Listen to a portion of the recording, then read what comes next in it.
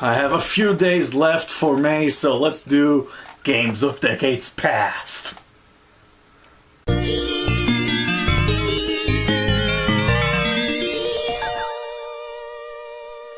You know, I was finding it really interesting that Completionist was doing a whole new series of videos talking about how games affected him and his childhood, and I was gonna have other YouTubers comment of how games affected their childhood.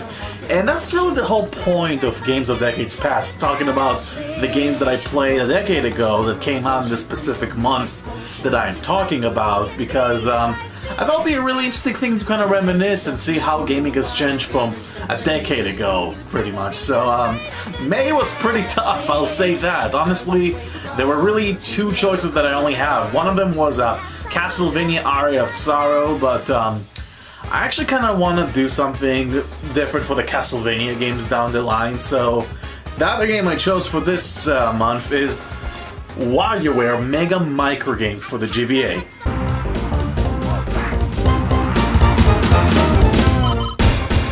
I really don't have a lot to say about this one because I think this game really speaks for itself. It's probably the zaniest minigame collection of all time, and if I dare say so, one of the best minigame collections of all time, that's for sure.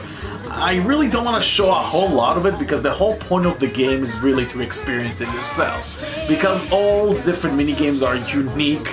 I really love the fact that all they give is pretty much just like one word's instruction, like jump, avoid, or pluck, or whatever. You get one word instruction and you kind of have to figure out what to do by just looking at the minigame for a split second and then do it. And that's the beauty of the game. I mean, it doesn't really need, you know, scrolls of instructions or tutorials that pop out every second. It's very fast and you can really play it, you know, very quickly on the go. You can just grab this game and pretty much play, you know, one level, you know, when you're taking a bus ride. And that's the beauty of it, and that's the reason why I like the game so much.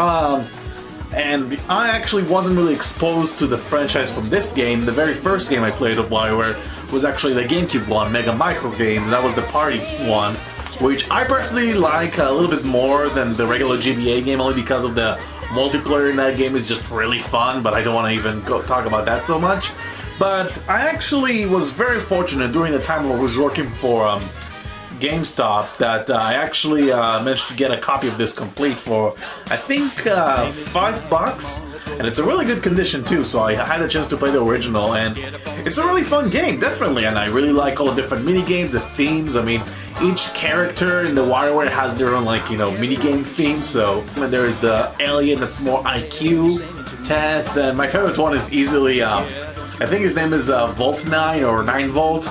Little kid, because he's like Nintendo themed minigames, so I really like those a lot, especially the F-Zero one. There's a Metroid one, a Mario one, even a Zelda one that you have to get into the door at the right time. Was really fun. So this game is great. Maybe the only flaw I have is that you can really unlock all the minigames in a matter of like a couple hours.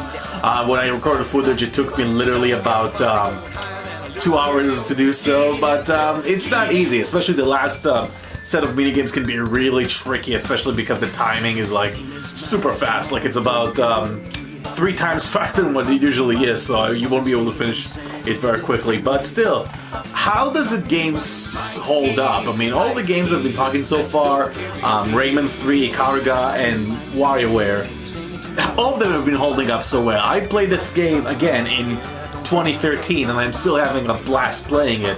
And just recently I played with a couple of my friends. We played the WarioWare for the GameCube and we have a lot of fun. So the reason why I don't really want to talk a lot about the game is not because I don't want to show it appreciation, because I do and I love it. But it's one of those games that I think people should play them to experience. And I think the more I spoil them, the more it's going to take out of. So I'm going to end this segment now. But thank you so much for watching, guys. June, I'll tell you right now, June of 2003 was definitely a lot more active with games, so I definitely have a bigger selection then. That's the reason why I'm not going to do a special segment at the end of all the games that came out in May, because May was really dull. But June, I have a lot of different choices, so that'll be really interesting. So thank you very much for watching, guys, and I'll see you next time. Blah.